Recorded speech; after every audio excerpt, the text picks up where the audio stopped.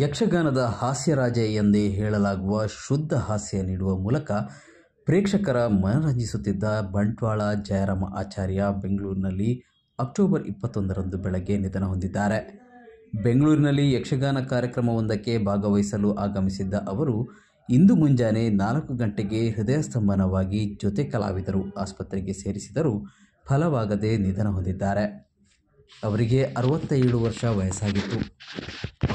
ಬಂಟ್ವಾಳದಲ್ಲಿ 1957 October 12ರಂದು Bantwal Ganapati ಆಚಾರ್ಯ, ಭವಾನಿ ಅಮ್ಮ ಅವರ ಪುತ್ರರಾಗಿ ಜನಿಸಿದ ಜಯರಾಮ ಆಚಾರ್ಯರು ಬಂಟ್ವಾಳ ಸರಕಾರಿ ಹಿರಿಯ ಪ್ರಾಥಮಿಕ ಶಾಲೆಯಲ್ಲಿ ವಿದ್ಯಾಭ್ಯಾಸ ನಡೆಸಿ ತಂದೆಯವರ ಪ್ರೇರಣೆಯಿಂದ ಅಮಟಾಡಿ, ಸೋರ್ನಾಡು ಮೇಳಗಳಲ್ಲಿ ತಿರುಗಾಟ ನಡೆಸಿ ವೇಷವನ್ನು ಮಾಡಿದ್ದರು.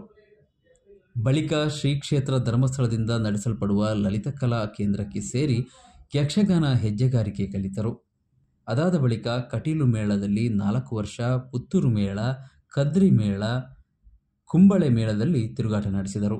ಮತ್ತೆ ಕಟೀಲು ಮೇಳ, ಎಡನೀರು ಮೇಳ, ಹೊಸನಗರ ಮೇಳ, ಬಳಿಕ ಹನುಮಗಿರಿ ಮೇಳ, ಹೀಗೆ ಸುಮಾರು 50 ವರ್ಷಗಳ ಯಕ್ಷಗಾನ ತಿರುಗಾಟದಲ್ಲಿ ಹಾಸ್ಯಗಾರ ಮಾತ್ರವಲ್ಲದೆ ಅಗತ್ಯವಿದ್ದರೆ ಇತರ ಪಾತ್ರಗಳನ್ನು ಅವರು ನಿರ್ವಹಿಸಿದ್ದಾರೆ.